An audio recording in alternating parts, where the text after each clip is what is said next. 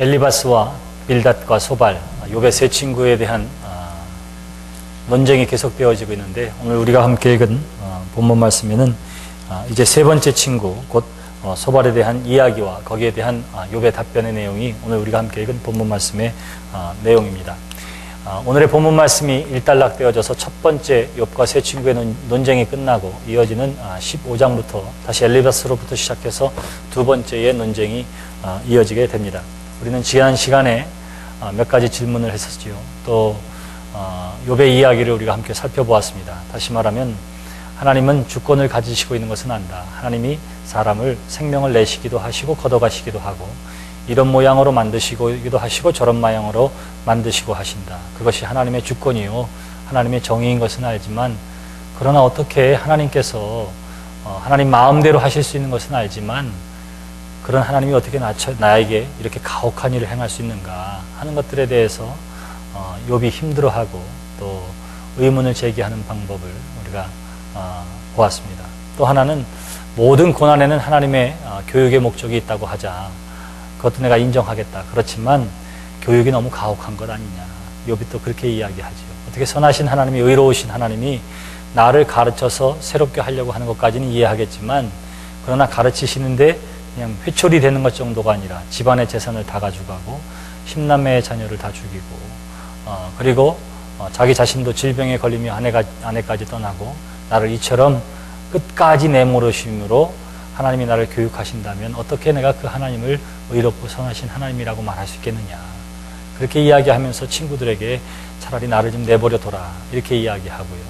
오늘 우리가 함께 읽은 말씀에는 너희들이 마치 뭐 같다고 하냐면 돌팔이 의사 같구나 이렇게 이야기해요. 돌팔이 의사가 어떤 뜻을 가지고 있습니까? 뭣도 모르는 사람을 우리가 돌팔이 의사라고 이야기하지요. 마치 이것은 이와 같습니다. 의대생들이 임상실험은 하지 않고 뭐 이래저래 이렇게 이야기하는 것과 똑같아요. 실제로 이론으로는 무장되어 있을지 모르지만 그것을 실제의 환자들을 만나보고 경험함을 통해서 축적되어야 할 삶의 경험이 있는데, 그냥 이론적인 것만 가지고 이야기하는 것은 아무 소용없다. 너 자신도 모르는 소리를 하고 있구나. 이렇게 이야기를 하는 거예요. 마치 우리 신학을 공부하는 사람들이 처음 신학교에 들어가면 신학자들, 말로만 들었던 신학자들의 이야기를 다 들으면 그게 성경보다 더 권위 있는 것처럼 느껴집니다. 그러니까 처음 제가 설교했을 때도 기억이 나는데 성경 말씀보다는 그런 것들을 훨씬 더 많이 인용한 적이 있어요. 그래서 그때의 원고를 보면 나도 모르는 소리를 내가 했더라고요. 나도 모르는 소리를 쩍쩍거리면서. 그런 것과 똑같습니다. 여기 욥의 세 친구들이 사실은 고난의 현장 가운데 있는 욥을, 그 처지를 어떻게 알겠습니까? 그럼에도 불구하고 그들은 판단자가 되고 교사가 돼서 이야기를 하기 시작하는 거예요. 여기에 대해서 욥이 솔직하게 답변하고 이야기하고 친구들과 대화할 수 없으니까 하나님 앞에 호소하는 내용이 오늘 우리가 함께 읽은 본문 말씀의 내용입니다. 여러분들이 성경을 읽다가 그런 질문 해보셨어요? 저는 물론 모태신앙으로 처음부터 신앙생활을 했지만 교회를 안 다닌 때가 있었습니다. 한 1년 가까이, 1년을 넘게 교회를 안 다닌 적이 있어요. 제 사춘기와 맞아떨어지기도 했고 그동안 주일학교 때부터 외우고 듣고 이랬던 말씀이 어느 날 이게 다 믿을 수 없더라고요. 어느 날 믿을 수가 없더라고요. 그래가지고 선생님한테 물어봤어요. 그랬더니 선생님이 이렇게 믿음이 없냐고. 너 여태까지 신앙생활 했는데, 여태까지 교회 다녔는데 너 이렇게 믿음이 없냐고 막 윽박 지르는 거예요. 그래서 나야 윽박 지름을 당해도 되지만 너희 아빠도 누구고 엄마도 누구고 할아버지도 누군데 너 어떻게 그런 믿음을 가졌느냐. 이렇게 야단을 치셔서 내 부모의 욕을 먹이느니 차라리 가지 말자. 이렇게 생각하고 교회를 안 다닌 적이 있습니다. 그때 질문했던 게 뭐냐 하면 아담과 하와 그리고 가인과 아벨의 이야기를 보니까 가인이 아벨을 죽였어요. 가인이 애를 낳았어요. 누구랑 결혼해서 애를 낳았대요? 이렇게 물어봤어요. 누구랑 결혼해서?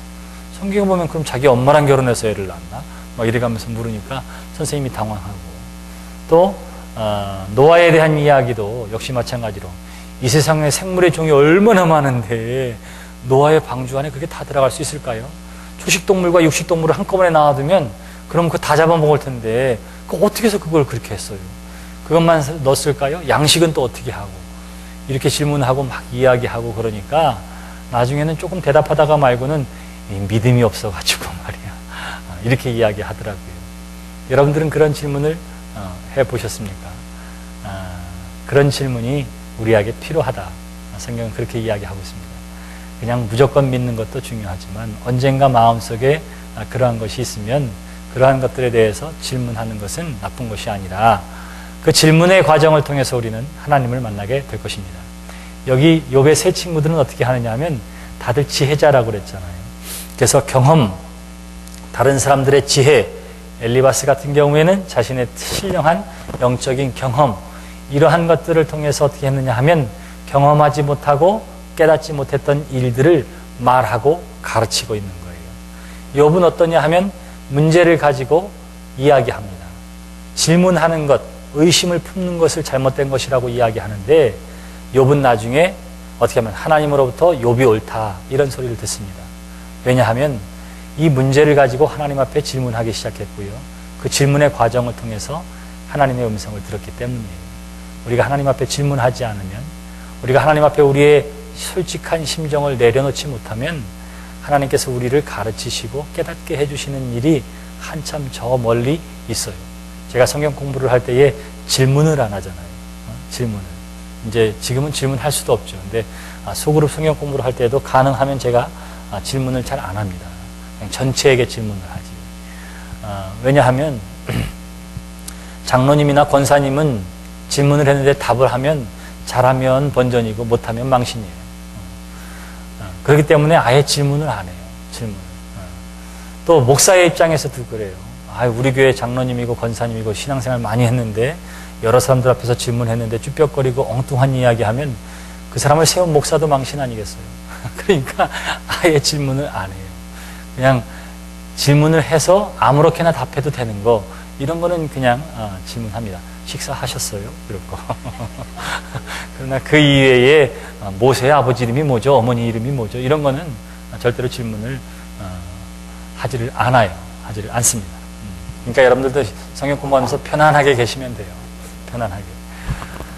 근데 여러분들에게 제가 질문을 하지는 않지만 여러분들은 하나님 앞에 물을 수 있습니다. 여러분들은 하나님 앞에 이야기할 수 있습니다. 여러분들은 하나님 앞에서 다 아는 것처럼 할 수 없어요. 그것은 정직한 것도 아니고 우리의 신앙이 자라나는데 방해물이 되기 때문에 그렇습니다. 여기 욥의 세 친구들은 어떠냐 하면 그저 자기가 주워 들은 것에 대해서 이야기합니다. 그러니까 자세히 보면 욥이 거기에 대해서 반론을 제기해요. 뭐냐면 하나님이 의로운 사람에게 복 주시고 악한 사람에게 죄의 값으로 고난을 주신다. 이렇게 이야기하니까 욥에게 또 하나의 의문이 생겨요. 그러면 세상에서 돈 잘 벌고 잘 사는 사람은 다 죄 없는 사람이냐? 이렇게 묻는 거예요. 이렇게. 여러분 그렇게 대답할 수 있을까요? 없어요. 그렇기 때문에 이렇게 가르치려고 하는 세 친구들도 자기 모순에 빠져 있는데도 불구하고 그들은 어떻게 하느냐면 생각하지 않고 말합니다. 가르치려고만 하고 판단하려고만 하는 거예요.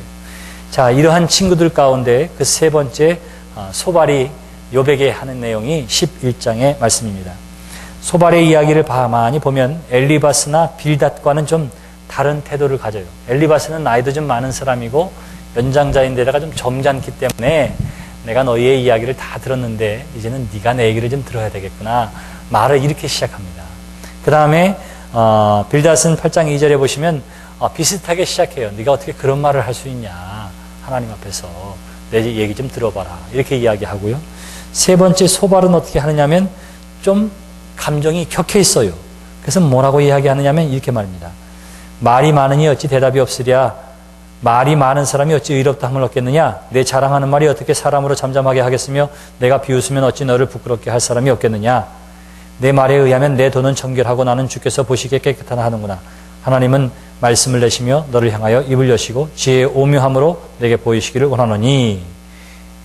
이렇게 이야기하면서 어떻게 하냐면 야, 네가 지금 빈정대고서 이해하면 무슨 이야기를 할 수 있겠어? 잘 좀 들어봐. 이렇게 해가면서 이야기를 시작하고 있는 거예요. 여기에 정결하고 나는 주께서 보시기에 깨끗하다 하는구나. 이것은 뭐냐면 욥이 지금 자기의 무죄에 대해서 항변하고 있었잖아요. 네가 어떻게 하나님 앞에서 죄 없다고 이야기할 수 있겠느냐? 이렇게 나무라면서 이야기를 하고 있는 것입니다. 여러분, 욥이 이전에 한 이야기는 뭐예요? 내가 혹시 죄를 지었다 하더라도 하나님이 나에게 주신 죄의 값은 너무 가혹합니다. 그렇게 이야기를 하고 있는 거예요.